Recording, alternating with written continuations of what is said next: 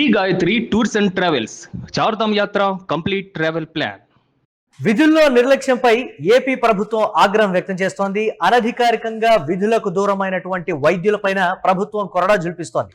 ఏపీలో 43 మంది వైద్యుల్ని డిస్మిస్ చేసింది ప్రభుత్వం.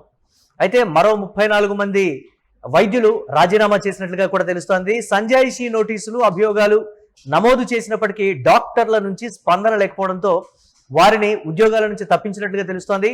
విధుల నుండి శాశ్వతంగా తప్పించాం, ఇది మంత్రి సత్యకుమార్ చేసినటువంటి కీలక ప్రకటన. అనధికారికంగా విధులకు దూరంగా ఉన్నటువంటి వారిని ఉపేక్షించేది లేదు. గతంలో ప్రభుత్వ ఉద్యోగుల మీద ఏ స్థాయిలో విమర్శలు వచ్చాయో కూడా తెలిసిందే. ఈ నేపథ్యంలో వైద్యుల విషయంలో అసలే ఉపేక్షించమనేటువంటి మాట. ఆయా నియోజకవర్గాల్లో కావచ్చు, లేకపోతే కీలకమైనటువంటి బాధ్యతలో ఉన్నటువంటి వైద్యులే నిర్లక్ష్యంగా వహిస్తే పేషెంట్ల ప్రాణాల పరిస్థితి ఏంటి? ప్రజలు మీ మీద ఎంతో దీనికి సంబంధించి మా ప్రాణాలు నిలబెడతారనేటువంటి ఉద్దేశంతో హాస్పిటల్స్కి వస్తూ ఉంటే సరైనటువంటి సమయంలో మీరు అందుబాటులో లేకపోవడం వల్ల కొన్ని ప్రాణాలు పోయినటువంటి ఘటనలు కూడా మా దృష్టికి వచ్చాయి. ఇది సత్యకుమార్ చెప్పినటువంటి మాట. ముఖ్యమంత్రి చంద్రబాబు 2024 ఎన్నికల్లో గెలిచిన తర్వాత, ప్రమాణ స్వీకారం చేసిన తర్వాత చెప్పినటువంటి ఒక మాట, గతంలో ఉన్నటువంటి చంద్రబాబును చూస్తారు. ఇది ప్రభుత్వ ఉద్యోగుల్లో ఒకంత అప్పుడు ఆందోళన కూడా కారణమైంది. ఎలాంటి వర్క్ పెడతారు, ఎలాంటి చర్యలు తీసుకుంటారు, నేను ప్రజల మనిషిని, ప్రభుత్వ ఉద్యోగుల మనిషిని కాను అనేటువంటి ఒక కోణంలో కూడా ఆయన చెప్పారు. ముందు ప్రజలు, తర్వాతే మీరు అనేటువంటి మాట కూడా చంద్రబాబు చెప్పారు.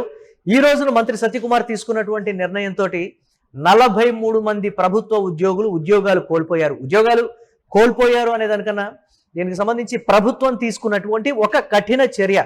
అది కాక ప్రభుత్వ వైద్యశాలల్లో చాలా కంప్లైంట్స్ వస్తున్నాయి.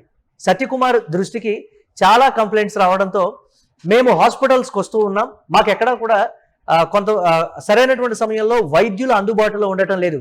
ఈ కంప్లైంట్స్ని బేస్ చేసుకొని అసలు దీర్ఘకాలికంగా ఉద్యోగాలకు రానివేటువంటి వారెవరు, కొంతమంది పర్మిషన్స్ తీసుకోకుండా, సమాచారం ఇవ్వకుండా ఉద్యోగాలకు రాకుండా ఉన్నటువంటి వారు కూడా ఉన్నారు. అలాంటి వారిని పర్టికులర్గా వాళ్ళకి నోటీసులు ఇచ్చాం, కాల్స్ చేశాం, మెయిల్స్ పెట్టాం, సమాచారం కూడా అందించాం. వాళ్ళ నుంచి ఎలాంటి రిప్లై లేదు. అందుకే ఈ కఠిన నిర్ణయం అనేది మేము తీసుకున్నామని కూడా చెప్తున్నారు. పర్టికులర్గా 43 మంది వైద్యులను అయితే డిస్మిస్ చేసింది.